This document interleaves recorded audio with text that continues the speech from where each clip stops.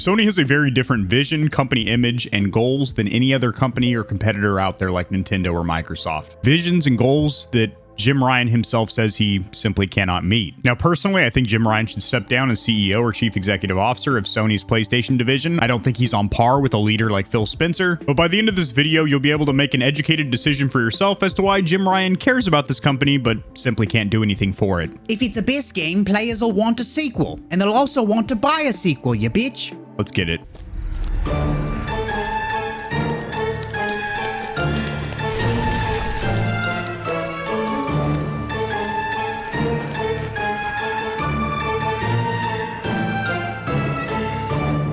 Alrighty, stallions and stallionettes, welcome to the Gamer Heaven. I am your host, AK40 Kevin. Sharing my screen over here, I have an article pulled up. This will be cited or sourced down there in the description below, as I do anytime I cover any news in the gaming community or industry. So, starting this off here, this is basically going to summarize the vision of Sony and what it's all about when it comes to game creation. Jim Ryan said he wants his company's games to be one day as prolific as music or movies. He would love to see a world where potentially hundreds of millions of people could enjoy them. So Sony's PlayStation division, or that branch of that company, has two primary goals. One, absolutely maximizing profits at the expense of its consumers. No offense. I'm a PS5 owner. I've owned virtually every handheld and home console from Sony.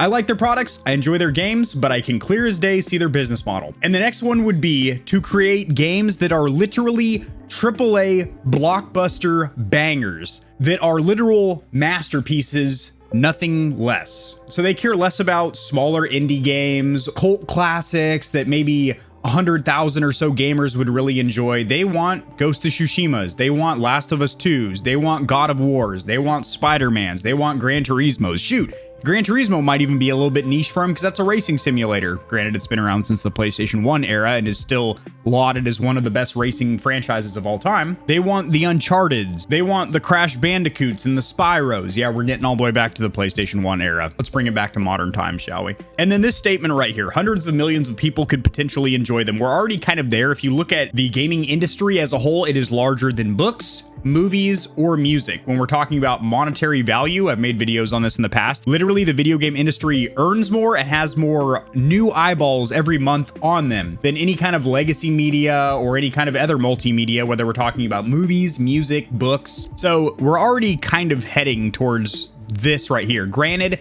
video games are still more niche, as where pretty much anyone enjoys music and movies to a certain point. There are still people that you'll find that they don't like video games. They either think that you got to be you got to either be lazy or a child to enjoy them, or they just simply don't enjoy them. They don't like the feeling of the plastic of a controller in their hand, or their wrist get kinked up from using a mouse, or they just feel like they're kind of a time waster and there's better things they could be doing with their life. For the most part, video games are incredibly mainstream. It's the type of future a lot of gaming executives talk about, but one that Sony seems to have no interest in actually achieving. When I read this sentence, I immediately knew the tone of this article. I was like, yep, this is going to be a Sony hit piece from Kotaku. And guess what? I'm not going to defend them. Like I said, I'm a PlayStation fan. I enjoy their products. I enjoy their games. So their hardware, their consoles, and their software, their games. I have for almost 2 decades now. I will not defend them when they do stupid things. I made a video here recently about how they're very, very pro-profit and Microsoft is very pro-consumer. And I 10 out of 10, that's maxed out, stand behind that statement. And I do also believe that somebody like Jim Ryan is not a good spokesperson for a video game company. Somebody like Phil Spencer is perfect for the Microsoft brand. He is a genuine gamer and he's well-spoken and he knows his product and he knows his demographic and his audience. I can't really say any of those statements when it comes to Jimmy Boy. Ryan was a keynote speaker at the Fireside Chat, yet he didn't actually say a whole lot that was noteworthy. That's kind of typical for Jim Ryan. What does he think defines PlayStation? Games, community, and brand. What makes the PlayStation 5 so cool? The games, of course. Which one is his favorite? Ratchet & Clank Rift Apart, of course, the PS5 tech showpiece that you can pick up this holiday season for $70.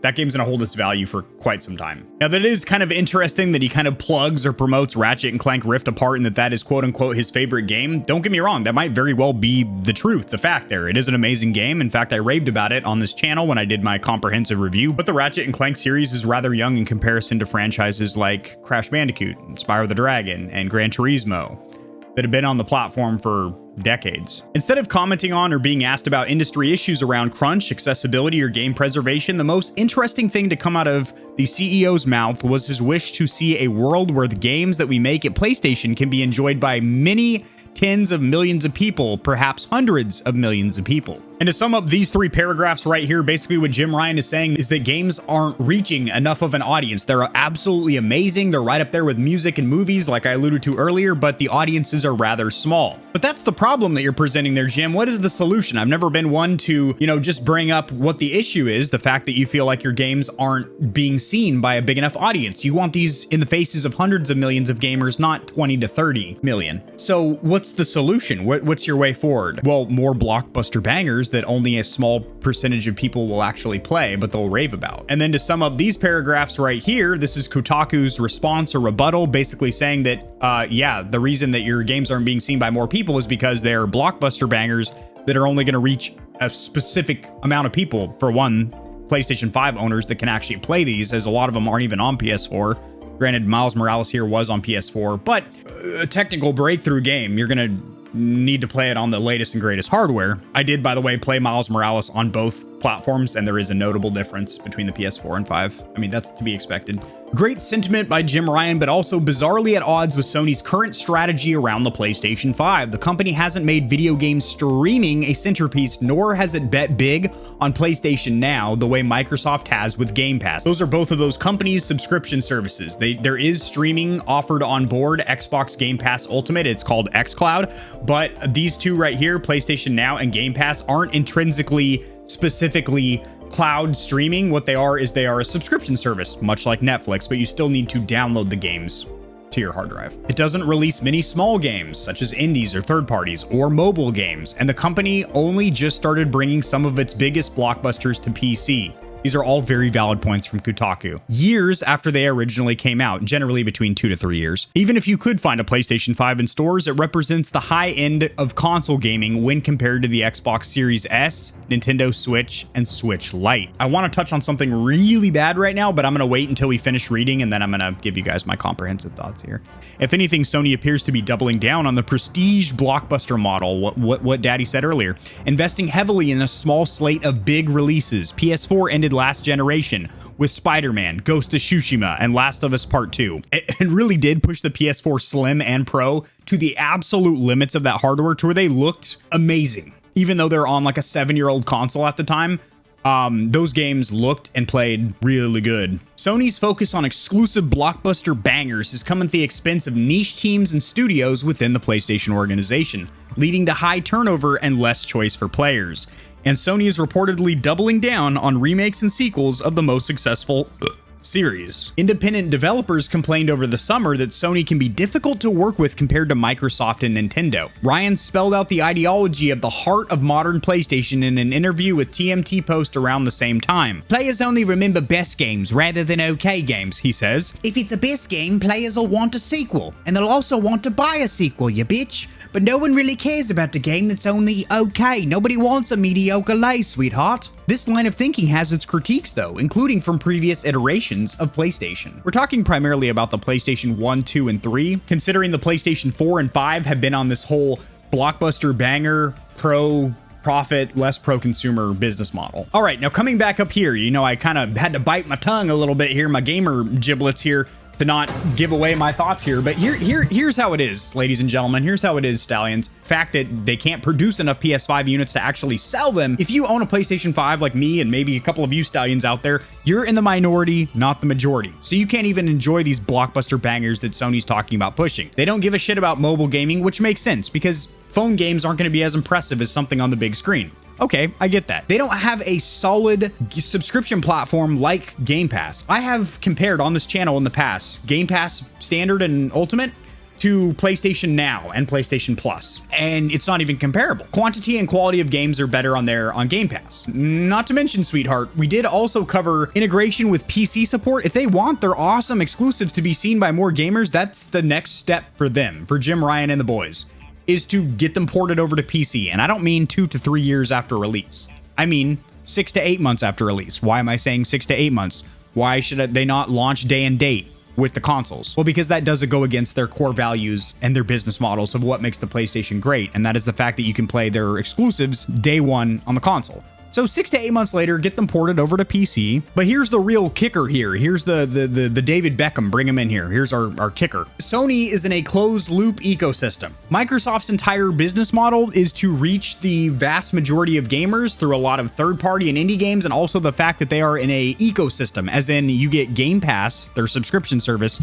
You can play that on your phone, on your Windows 10 PC, on your Xbox One, on your Xbox Series, S or X. They do have a $300 next-gen console, not just a $500. They also have a payment program for if you cannot afford the bulk cost for a $500 brand new console. Granted, you'll pay a little bit more over the long run with interest and whatnot, but at least they offer that option that if you want to get into the next generation of home console gaming, you get an Xbox Series S upfront, or you get a Series X on payment plan with Game Pass and one extra controller.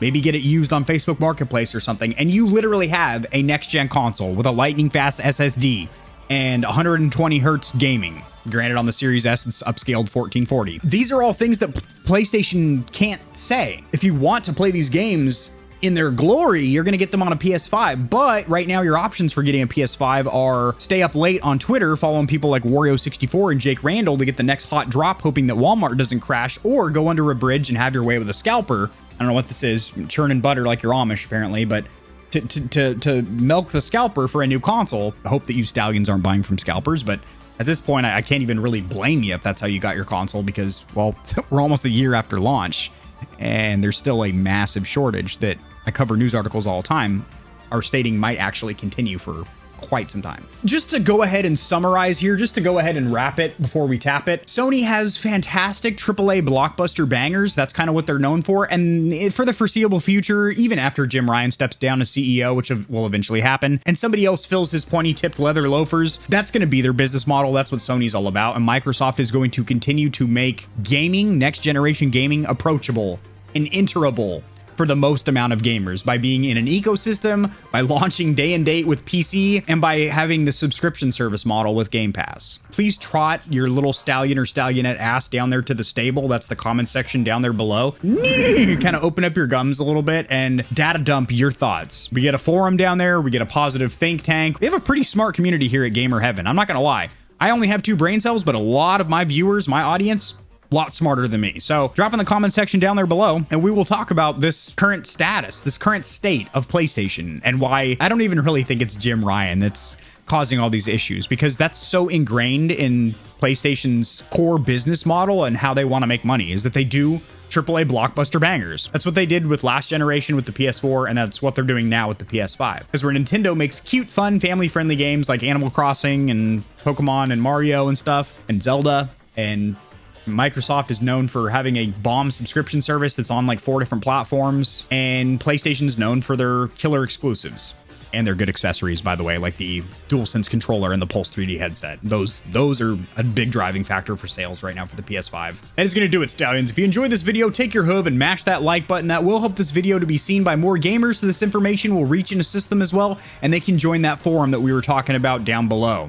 Subscribe for more content like this. I cover news in the gaming community and industry, as well as tutorials helping you get set up streaming and YouTubing, and honest gaming peripheral reviews, and I will see you tomorrow because I upload daily. Mwah! Peace.